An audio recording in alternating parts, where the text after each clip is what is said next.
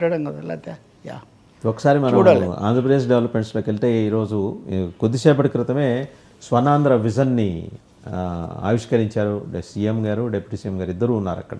Yeah ఆవిష్కరిస్తూ 2047కి Andhra Pradesh ఎలా ఉండబోతోంది, అమరావతి ఎలా ఉండబోతోంది. ఎందుకంటే సుప్రీంకోర్టుకి సమర్పించిన అఫిడవిట్లో మరో 3 ఏళ్లలో అమరావతిని పూర్తి చేస్తామని చెప్పి చాలా స్పష్టంగా ప్రభుత్వం పేర్కొంది. ఇప్పుడు స్వర్ణాంధ్ర అనేది అంటే పూర్తిగా ప్రొయాక్టివ్ అప్రోచ్ తోటి రాష్ట్రాన్ని ముందుకు నడిపించడం కోసం.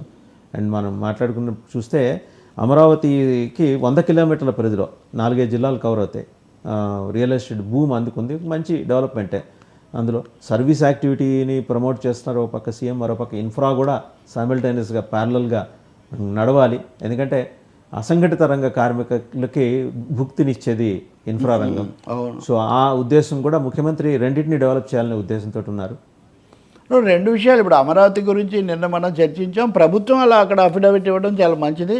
దానికి పూర్తిగా కట్టుబడి వేగంగా పూర్తి చేయడము, త్వరగా తక్కువ ఖర్చుతో అయ్యేవి తొందరగా చేయటము. మూడోది రైతులకు ఈ ప్రయోజనాలు చేకూరాలి అన్నది ముఖ్యమైనది. నిన్న చంద్రబాబు కూడా ఆ మాట అన్నారు. కానీ ఇక్కడ ఒక చిన్న సమస్య మటుకు ఏమొస్తుందంటే ప్రపంచ బ్యాంకు దగ్గర అప్పు తెచ్చుకొని ప్రపంచ బ్యాంకు అప్పులతో చేస్తున్నారు ఇవి. సో ప్రపంచ బ్యాంకు కొన్ని షరతులు పెడుతుంది.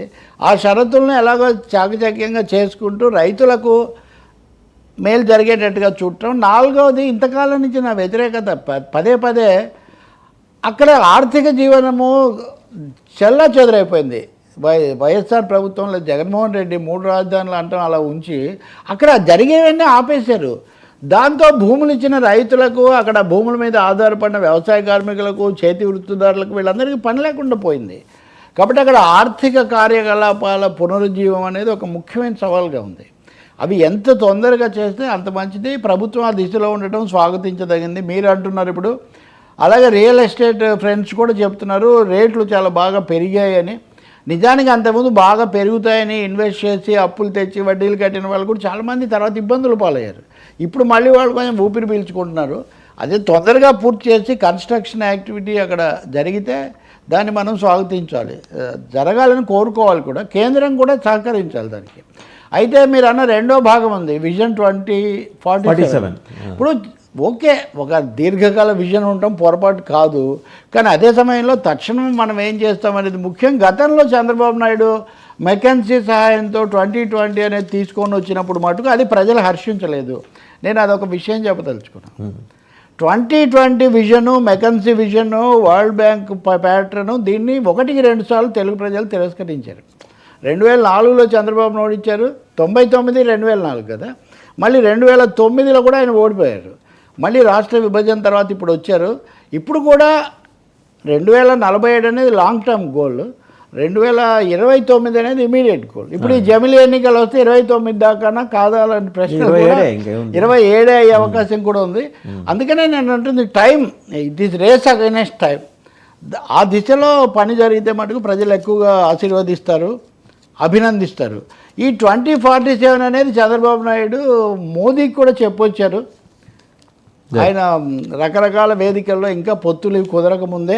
అలాగే నీతి ఆయోగ్ వాళ్ళు కూడా తను సంప్రదించారు. అవి నేను చెప్పాను. ఖచ్చితంగా అండి, ఒక దేశం 1947లో స్వతంత్రం వచ్చిన దేశం 2047లో ఎలా ఉంటుందని చూసుకోవడం చాలా సహజమే. అందుకనే ఆ goals, long term goals, immediate tasks, ఈ రెండింటికి తేడా చూడాల్సి ఉంది. అమరావతి డెవలప్ అవ్వాలి, తొందరగా పనులు జరగాలని కోరుకుందాం మనం. రైట్ సార్, థ్యాంక్ యూ తెలపల్లి గారు, థ్యాంక్ యూ వెరీ మచ్. చూసాం కదా ఈరోజు మొత్తం కంప్లీట్గా అల్లు అర్జున్కి డెడికేట్ అయినట్టుగానే కనిపించింది. ఒక పక్క మెగాస్టార్ తన షూటింగ్ రద్దు చేసుకొని మరి చిక్కడపల్లి పిఎస్కి చేరుకున్నారు. అలాగే మధ్యాహ్నం 2:30 తర్వాత క్వాష్ పిటిషన్ మీద హైకోర్టులో విచారణ జరుగుతుంది. సోమవారం వరకు అల్లు అర్జున్ను అరెస్టు చేయవద్దని ఆయన తరఫున న్యాయవాదులు పిటిషన్లో వారి ప్లీ విన్నవించుకున్నారు. 2:30కి టేకప్ చేస్తున్నారు హైకోర్టు.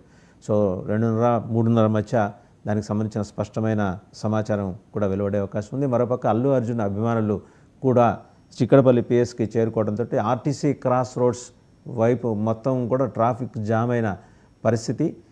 కేటీఆర్ ట్వీట్ రాజకీయంగా పెను